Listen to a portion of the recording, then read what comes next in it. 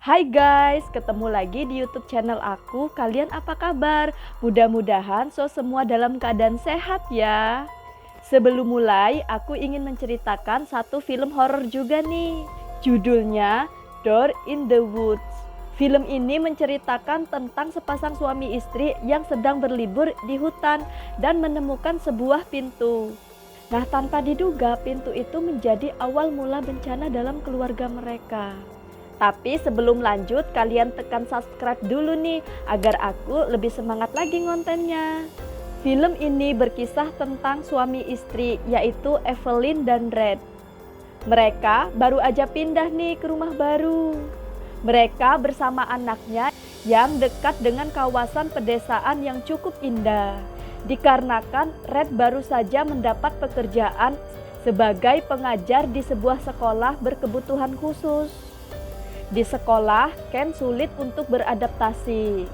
Ken merasa murid-murid di sekolahan itu tidak menyukainya, dan guru-guru di sana pun sangat kejam.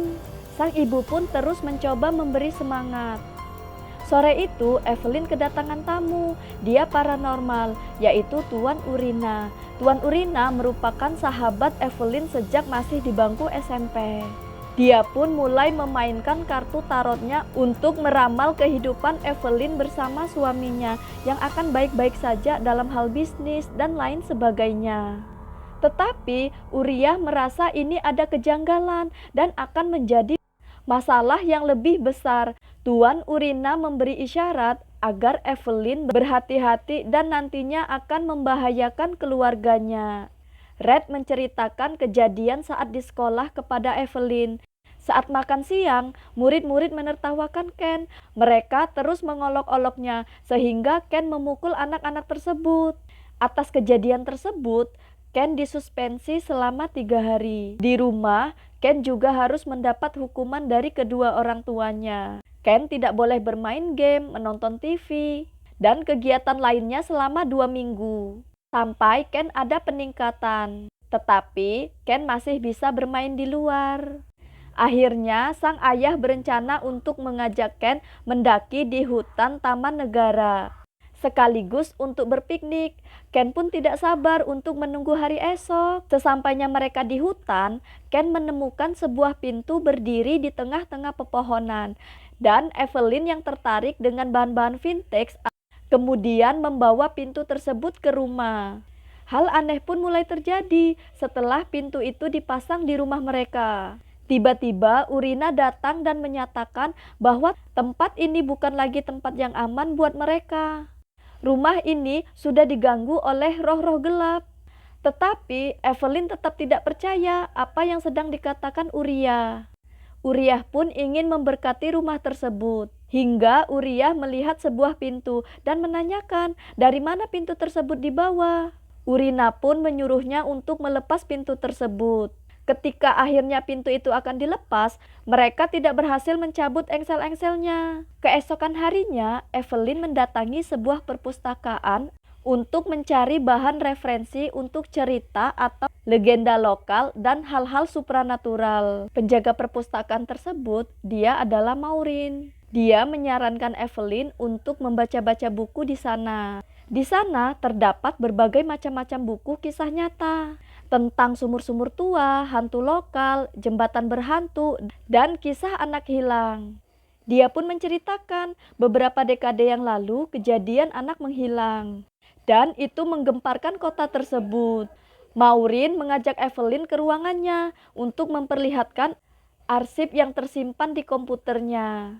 Kejadian tersebut sudah lama dan hampir 20 tahun.